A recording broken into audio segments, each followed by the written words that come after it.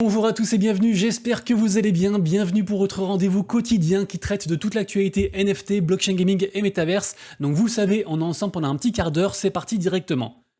Évidemment, juste avant, n'hésitez pas à donner de la force à la chaîne en vous abonnant, en activant la cloche, mettant un petit commentaire, un petit pouce en l'air. Merci beaucoup à tous pour votre soutien, ça fait grave plaisir. Aujourd'hui, on commence par les suites du drama avec Ledger. Rappelez-vous, l'arrivée de Ledger Recover, en fait, qui permet de récupérer sa seed phrase si on souscrit au truc, et du coup, en fait, qui pose des soucis forcément fondamentaux, puisque en général, on dit not your keys, not your coin, et en fait, dans le monde du Web3, si vous voulez, on privilégie toujours, en fait, la responsabilité, et souhaitant bien sûr que vous soyez le seul détenteur de votre clé privée, ce qui du coup là ne serait pas le cas. Donc là en fait ils ont carrément sorti le white paper en fait du programme Ledger Recover. J'ai pas tout lu, mais voilà, ceux qui veulent gratter et en savoir plus du coup sur le projet Ledger Recover, et bah faites-vous plaisir, du coup le truc est sorti. Nous on continue directement avec un nouveau burn d'un CryptoPunks. Rappelez-vous, les CryptoPunks c'est juste parmi les plus anciennes collections NFT qui existent. Ça coûte très très cher, un floor price à 51 ETH. On se trouve ici sur la marketplace de Larva Labs, donc ceux du coup qui sont derrière les CryptoPunks, qui d'ailleurs ont été rachetés par Yuga Labs évidemment. Et donc ces NFT qui sont à la fois iconiques, rares et chers, et bah figurez-vous que certaines personnes sont en train de les burn, donc entre guillemets de les détruire, de plus pouvoir avoir accès à ces NFT-ci, en échange d'avoir du coup l'équivalent sur Ordinal, sur Bitcoin, et même plus, puisque en fait il y a une collection qui fait beaucoup parler, c'est la collection Ordinal Maxi Biz, qui propose en fait à ceux qui burn leur CryptoPunks d'être du coup whitelistés sur le projet. Donc là du coup on a le CryptoPunks numéro 9146 qui a été sacrifié entre guillemets pour du coup être inscrit sur Bitcoin et avoir aussi la whitelist de ce projet-ci. Donc vraiment la hype est de plus en plus grosse. Et puisque juste avant j'ai évoqué Yuga Labs, on va ensuite parler de la plus grosse collection NFT ever selon moi. Je parle bien sûr des Bored Ape et directement en fait de leur token qui est lié à l'écosystème. Vous le savez, le Apecoin en fait est dirigé par une DAO, donc c'est pas directement genre les holders des Bored Ape qui dirigent ça ou ceux qui sont genre chez Yuga Labs, c'est vraiment les gens en fait qui décident. Et en gros, si vous voulez, ils élisent des gens pour un certain temps, pour plusieurs mois, à la tête du coup de la DAO Apecoin, pour après mener différents projets, apporter des financements avec le token, faire beaucoup de choses. Actuellement du coup on a fini le round 1 en fait de la prochaine élection, donc il y a 10 personnes qui ont été choisies. Moi par exemple j'ai voté pour Karma Pocket, parce que bah, c'est un mec en fait qui est très influent dans plein de DAO et qui est aussi un gros holder de NFT Mochaverse, et du coup voilà, donc il y a du coup le second round qui va débuter très bientôt, ça démarre demain, et donc il y aura 10 personnes en lice. Si vous êtes holder de au moins un Apecoin, vous pourrez voter bien sûr, et puis après on saura du coup qui sont les heureux élus, sachant que les heureux élus vont aussi avoir un salaire mensuel assez astronomique, qui a fait beaucoup la polémique dernièrement, parce que bah, c'est des fois plusieurs dizaines de milliers de dollars, donc allez voir ça. Mais on continue ensuite avec la célèbre collection Nakamingos, qui a vraiment défrayé les chroniques, puisque je vous rappelle qu'à la base, c'était un free mint en fait, qui avait été offert aux holders de la collection de l'influenceur Sartoshi, et en fait le truc c'est que cette collection-ci était tellement bien faite, tellement aussi empreinte de mystère, la commu vraiment s'est emparée du projet, elle a explosé jusqu'à des valeurs comme 0,90 ETH, vraiment des trucs de fou. Actuellement elle est redescendue à environ 0,25, et en fait on est vraiment dans l'attente, il y a encore beaucoup de mystères. On sait que derrière la collection on a le studio IFO Labs, mais on sait pas vraiment qui est derrière ce studio-ci. Est-ce que c'est des gens déjà connus? Est-ce que c'est Yuga Labs? Est-ce que c'est Larva Labs? On sait pas trop. Ce qu'on sait en fait c'est que l'artiste Beeple, qui est un des plus grands artistes NFT, arrête pas de push la collection. On imagine qu'il fera partie du coup du chapitre 2 en fait de la Kamingos, et donc on a la date, en tout cas on a l'estimation de la date sur du coup ce prochain chapitre qui est très attendu. Ce sera donc pour cet automne, donc this fall, cet automne. Alors les gens spéculent sur la date du 21 septembre parce qu'ils aiment bien la date, enfin le chiffre 21, donc on verra ça, mais du coup ça risque de se calmer au niveau des ventes jusqu'à septembre, parce que forcément on est dans un creux du coup, dans une accalmie, mais vraiment c'est une collection qu'il faudra suivre, et donc il faudra s'y préparer aussi également bien sûr en septembre, en tout cas cet automne, donc ça peut être un bon moment entre guillemets pour accumuler pour ceux qui veulent. Évidemment ce n'est pas un conseil d'investissement. On continue ensuite avec une très bonne nouvelle du côté de la collection Renga, qui est une collection NFT sur ETH qui est ancienne, renommée, avec des bons holders. Actuellement, je crois que c'est 0,50 ETH de floor price, un truc comme ça. En tout cas, là, ils ont fait un partenariat du coup avec alors je sais pas comment on prononce, avec la Haas, qui est en tout cas une équipe en fait de Formule 1 américaine, assez connue, hein, je crois qu'ils sont suivis par des millions de personnes. Hein. C'est voilà, 1,5 million de personnes. Donc c'est vraiment un très gros partenariat. Et en plus de ça, ils vont aussi faire des NFT avec eux. Donc c'est vraiment un truc de fou. On j'imagine que les holders bien sûr de Renga seront éligibles, voire auront aussi peut-être le free mint, je sais pas, mais en tout cas il y aura forcément un avantage à être holder, donc vraiment un truc à suivre aussi ça. Renga, ils font des très belles choses. Et en parlant de projets qui marchent bien, on va parler du projet Open Campus. Vous le savez, j'en ai parlé plusieurs fois, c'est un énorme projet d'éducation Web3 qui est partenaire avec Animoca Brains, aussi avec Binance. On se rappelle qu'ils avaient fait du coup le lancement de leur token, le token EDU, sur du coup le launch pool de Binance. Actuellement, il est à 0,81 $. Et en fait, aujourd'hui, du coup, les gens ont pu claim en fait de manière gratuite une sorte de airdrop, si vous voulez. On pu claim en fait du token par rapport aux sortes de NFT qu'ils avaient gagné en fait sur différentes opérations au préalable. Ok. Par exemple, moi, du coup, j'ai pu récupérer genre plus de 600 balles en fait de token que d'ailleurs j'ai vendu parce que je pense que le token va descendre un petit peu. Après, bien sûr, ça me regarde. Mais par contre, vraiment, c'est un projet qu'il faut surveiller. Les gens en plus ont eu le choix de pas tout claim, de claim seulement une partie et de laisser, en attente en fait une seconde partie pour après en fait avoir encore plus de tokens et pouvoir minter du coup la prochaine collection qui devrait sortir très bientôt. Et en fait, les collections NFT qui vont sortir, c'est assez intéressant puisque si vous voulez, ce sera des publishers NFT qui vous donnent en fait des sortes de droits en fait sur différents contenus. Et en gros, par exemple, je dis n'importe quoi, hein, mais quelqu'un fait par exemple une formation d'anglais, il la transforme en NFT. Après, du coup, il vend ses NFT. Donc vous, par exemple, vous aurez des NFT publishers de cette collection-ci, de cette formation-ci. Et après, n'importe qui en fait qui utilise du coup la formation, et ben vous percevrez un petit pourcent en fait de reward en fait sur du coup l'utilité du NFT. Je sais pas si vous avez bien compris, mais du coup, ça mêle vraiment éducation, reward passive, backé par des gros gens assez importants. Donc vraiment, je pense que c'est un très joli projet. On continue ensuite avec l'agence de renseignement allemande officielle qui va faire des NFT. Alors de mémoire, ils vont faire genre 999 NFT, voilà, c'est ici. Donc c'est des images de profil en mode chien comme ça. Et en fait, ils vont se servir de ces NFT pour recruter des futurs agents. En fait, il va y avoir des énigmes et en fait, les meilleurs du coup pourront réussir ces énigmes et après pourront éventuellement passer en fait à l'entretien et être recrutés du coup par l'agence allemande officielle. Donc assez intéressant.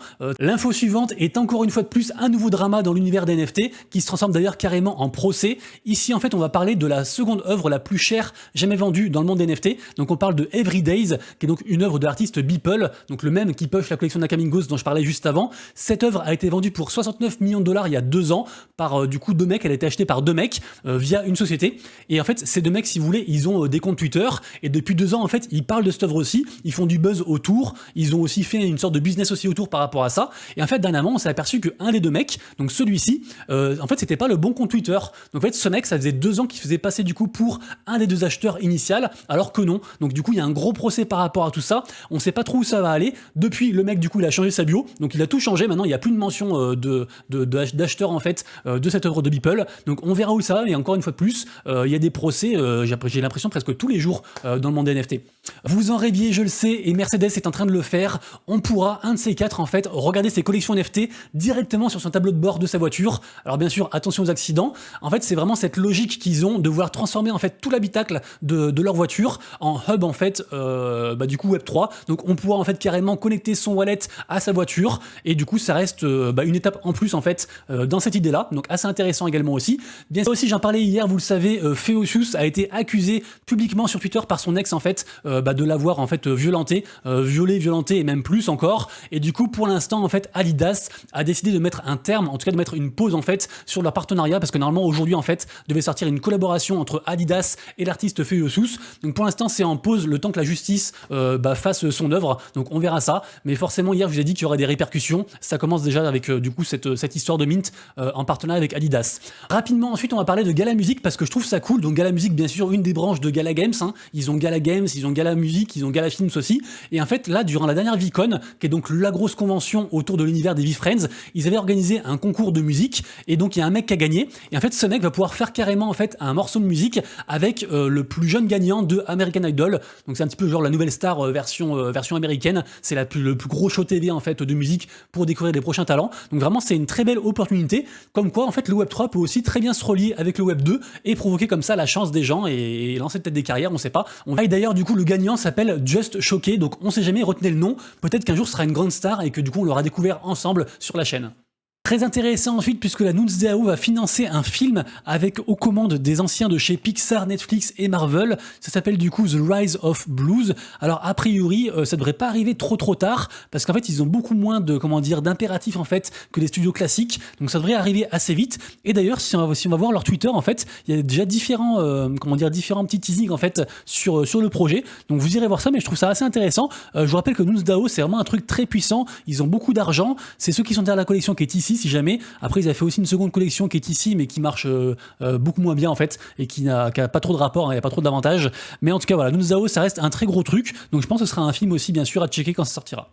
3 nouvelles ensuite qui concernent la collection Mad Lads, donc une collection qui cartonne sur Solana depuis un petit moment. Je vous rappelle que c'est la même team qui a fait le wallet Backpack, qui introduit en fait la notion de XNFT, donc ces fameux NFT avec du code intégré. Donc désormais en fait on peut carrément acheter en fait du merc directement via le wallet Backpack, donc bien sûr du merc Mad Lads, donc très intéressant. Seconde nouvelle, la sortie du coup du second film en lien avec l'influenceur JK, donc il fait n'importe quoi, il se blesse, il fait du grand n'importe quoi, mais c'est vraiment dans la logique entre guillemets fuck it, du coup c'est un petit peu le slogan en fait de Mad Lads, donc vous irez voir ça, mais pas mal de gens en parlent aussi de ce mec là. Et troisième info, un petit truc un petit peu comment dire énigmatique, puisque en fait ils introduisent les Sol Abstractions.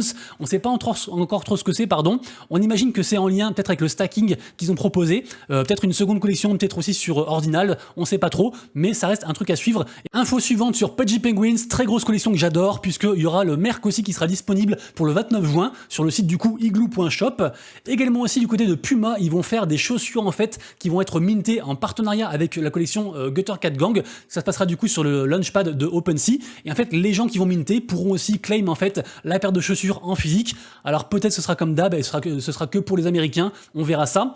Drama ensuite, hier je vous parlais de la collection du coup Atomic Ordinals, une collection très attendue par du coup j'allais dire star, l'influenceuse Elena qui bosse avec Azuki, et en fait c'était un gros bordel, il y a eu beaucoup de FUD, il y a eu beaucoup de mauvaise communication, du coup elle a décidé en fait de reporter le mint, mais vraiment ça s'est très mal passé, les gens sont déçus, et même pire que ça du coup on a le CEO de Azuki, donc Dem, qui a annoncé en fait qu'il reconduirait pas le contrat du coup de Elena, parce qu'en fait c'est des contrats, c'est des sortes de CDD, et en gros elle, son rôle en fait c'était d'être dans le researcher in residence, et en fait c'est pour mettre en avant du contenu autour de Azuki, et vu qu'elle en fait elle passe son temps à dessiner en fait son propre Azuki sous différentes déclinaisons pour faire parler aussi de la collection, et bah forcément elle était très adaptée en fait à ce projet-ci, mais maintenant du coup à cause de cette histoire en fait de FUD et de collection qui a foiré, et bah son contrat ne sera pas reconduit. Donc vraiment là Elena pour l'instant elle a tout perdu, et en plus du coup les gens se disent que la collection en fait ne marchera pas parce que bah en fait elle a plus son influence d'avant, genre en 24 heures tout a changé, incroyable.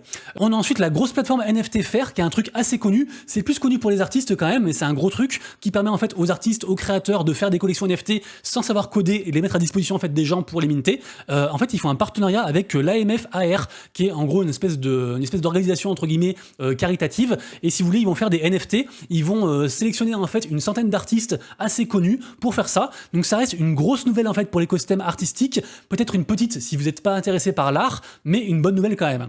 Ensuite on finira les news du jour, enfin les news générales, avec le NFT de chez AliExpress, puisque je vous rappelle qu'ils ont fait un partenariat avec Moment3, donc Moment3 du coup va permettre en fait aux gens de pouvoir avoir un free mint. Alors pour ce faire il faut à partir du 24 juin et jusqu'au 5 juillet, il faut juste follow du coup les comptes, acheter au moins un truc sur AliExpress, et également aussi inviter 3 amis. Donc je pense que ça vaut le coup parce que j'imagine que le premier NFT en fait de AliExpress ce sera un truc assez assez hypé. Après méfiance quand même, puisque il y a quand même beaucoup de boîtes Web 2 qui ont échoué à leur passage Web 3, donc à voir, à prendre avec des pincettes, mais je pense que c'est une bonne info. Deuxième partie de la vidéo, la partie marché, NFT à surveiller et minute du jour. La journée est dans le vert, mais en fait pas vraiment. Pourtant on pourrait se dire tout va bien, le BTC a plus de 30K et tout, c'est le début du bull run. Mais non, déjà c'est pas le début du bull run, après voilà, ça engage que moi. Mais en tout cas côté NFT, oui il y a plus de volume parce que Ethereum en fait lead le marché, mais il y a un gros retracement sur Bitcoin, un gros retracement aussi sur Solana. Et pire que ça en fait, c'est que oui il y a du volume de vente, parce qu'il y a beaucoup de ventes, mais par contre le floor price en fait des collections NFT entre guillemets en moyenne, le blue chip index en fait il descend. Donc là vraiment j'allais dire c'est les soldes, malheureusement le TH pump, donc c'est un peu moins les soldes, mais vraiment là il se passe beaucoup de choses, il faut faire attention à ce portefeuille, faut avoir aussi le cœur bien accroché. Évidemment comme tous les jours sur mon compte Twitter vous retrouverez un post que je fais dans la matinée sur les NFT du jour. Donc aujourd'hui en mint du jour, pour moi le mint le plus hypé de la journée c'est Ring Runners, donc collection très attendue du coup de la part des studios MNFST Labs, ceux qui sont derrière la collection Alpha. On a aussi bien sûr Open Campus dont j'ai parlé juste avant, c'est aussi un truc à surveiller. Également aussi d'ailleurs ça c'est mal mis. On a Zoojam qui sont des petits free mint en fait de PFP de Gori, donc pourquoi pas, c'est gratuit en tout cas. On a aussi Pillstech qui avait reporté son mint et du coup c'est aujourd'hui, donc c'est du coup des trucs pour habiller en fait ces appareils Web3, genre Ledger ou autre, pourquoi pas. Sur Ordinals, on a deux collections qui sont assez attendues, c'est du coup Const Quarry et Caps Club. Vous verrez ça d'ailleurs, je crois que les deux sont sur le Launchpad Magic Eden à vérifier. Et sur la blockchain Sui, ça faisait longtemps que je n'en ai pas parlé, il y a un mint qui a l'air assez intéressant, puisqu'en fait c'est un mint qui est lié directement à une des marketplaces de l'écosystème, qui s'appelle du coup Hyperspace, donc pourquoi pas, hein, si un truc peut marcher sur Sui, on aimerait bien évidemment. À surveiller bien sûr Bitcoin Frogs, alors je pourrais le dire presque tous les jours, parce que les volumes sont vraiment des volumes de zinzin depuis plusieurs semaines, c'est un truc de fou vraiment Bitcoin Frogs, allez voir ça, ils sont quasiment tout le temps dans le top 3 en fait sur Ordinals, en termes de volume. Bien sûr aussi les mechas, les HVMTL, puisque beaucoup de gens sont en train de FUD et sont déçus, donc là ils sont descendus à 0,8 ETH, après un précédent pump en fait suite à l'annonce de hier à quasiment 1 ETH. Ensuite Nakamingos, parce que évidemment par rapport à l'annonce dont j'ai parlé, qui a fait bizarrement en fait un dump, un pump et un dump, donc on sait pas trop où ça va. Moi je pense que ça va continuer comme ça à baisser doucement jusqu'à du coup la rentrée comme on disait, jusqu'à cet automne. Également aussi on a un gros rebond des NFT BlackRock, alors c'est les NFT qui sont ici, alors ça pardon c'était le mint ça, j'arrive plus à parler, la collection est ici du coup. Mais non, maman, oh, j'ai vu ça ce matin, c'était à 0,12 et là c'est à 0,48. J'ai hésité à en acheter et je me suis dit, je verrai après la vidéo. Bon bah tant pis, j'ai raté l'opportunité. Après peut-être que je n'aurais pas acheté au final, je sais pas trop, mais bon bref. Ça, tant que j'y pense, c'est du coup Ring Runners, le plus gros mint de la journée selon moi. Donc ce sera à 20h du coup heure française. Également aussi à surveiller le dernier drop qui a eu lieu hier par rapport du coup aux collections de Punk 6529, donc un artiste et influenceur qui met en avant en fait pas mal d'autres artistes via un système de passe. Vous irez voir, mais un gros truc. Et évidemment aussi bien sûr Renga par rapport au partenariat dont j'ai dit juste avant. Également aussi pour ceux qui sont whitelistés ou ceux qui ont fait les quêtes, il y aura le free mint du coup ce soir du partenariat entre Illuvium et Dequest qui permet en fait d'engager les différentes communautés. On côté de Elrond Multivers X, on a la collection Cow qui continue à cartonner, donc ils ont fait vraiment beaucoup de choses, ils ont un système de stacking, de raffle, ils ont sorti un token aussi, vraiment ils font beaucoup de choses et là on est parti dans les stratosphères, on est à 6,45 EGLD de floor price, donc vraiment bravo à eux. À surveiller aussi bien sûr la collection Bird and Dangerous, c'était la collection en fait du projet Azure Bala, j'en ai parlé plusieurs fois, à la base c'était un projet très hypé qui avait plus ou moins rug, après le truc est revenu et en fait dernièrement en fait on peut carrément en fait burn ces NFTC, donc c'est le tweet qui est ici, je vous mettrai bien sûr tout juste en dessous, et en fait si on burn ça on obtiendra un NFT Azure Root, il y a différentes raretés et après bah du coup ce sera une sorte de passe en fait pour tout l'écosystème. Ça reste un projet assez intéressant mais pour l'instant il n'a pas trop de lumière. Ensuite on part sur Doodles, je sais pas ce qui se passe, vraiment là c'est les soldes pour tout le monde, ils sont passés à 1,6 ETH de floor price et encore là on est sur OpenSea mais sur Blur c'est encore moins cher, donc vous irez voir ça, mais vraiment c'est pour ceux qui croient à l'écosystème, c'est une très bonne période en fait pour rentrer dans le monde des NFT parce que tout est pas cher. Olfa qui avait performé, qui avait quasiment tapé les 4000 Matic est redescendu à 2500 Matic, donc bien sûr ça reste une très grosse collection qui performe sur Polygon. Évidemment du coup le cours prend son souffle, hein, c'est normal, on peut pas toujours monter comme ça en ligne droite, mais du coup peut-être une opportunité d'achat pour ceux qui veulent. Ça c'était juste pour vous dire aussi que pareil les mutants Ape ils sont descendus à 7,5 ETH de floor price et les Bored Ape à 38, donc c'est entre guillemets très bas. Je crois que c'était pas arrivé depuis environ décembre 2021, donc juste fou. Actuellement vraiment comme je vous dis c'est les soldes, je peux pas dire mieux. Ensuite l'écosystème Affine qui est un gros projet en fait en mode presque métaverse, play to earn, aussi un petit peu à la Pokémon. Ils ont fait des œufs aujourd'hui pour ceux qui veulent et du coup il y aura une public aussi ce soir à 19h pour ceux qui veulent participer à ça. Troisième partie de la vidéo, la partie blockchain gaming, et on commence par une très grosse nouvelle, même une énorme nouvelle, puisque le deuxième plus gros jeu de cartes en fait, jeu de cartes TCG sur la blockchain, donc Gods Unchained du coup arrive sur l'Epic Game Store. Donc bien sûr c'est une version web 2, il n'y a pas question de NFT, mais pour entre guillemets reach le plus grand nombre, pour l'adoption de masse et faire quand même un lien comme ça entre le web 2 et le web 3, c'est idéal. Donc évidemment que dès qu'un jeu web 3 arrive sur l'Epic Games, c'est une très bonne nouvelle. D'ailleurs le token a bien aimé du coup la news, puisque c'est sorti dans la nuit, genre à 2h du matin, et du coup il y a un gros pump par rapport à ça, même si depuis c'est un petit peu redescendu. Donc vraiment très jolie nouvelle par rapport à Gods Unchained qui continue à cartonner vraiment. On continue ensuite avec le Steam du web 3 qu'elle vend en poupe, je parle de Elixir. Elixir vraiment, il y a 4-5 mois personne n'en parlait et maintenant tout le monde veut être partenaire avec ce projet, c'est assez incroyable. Et là en fait on parle de GameStop.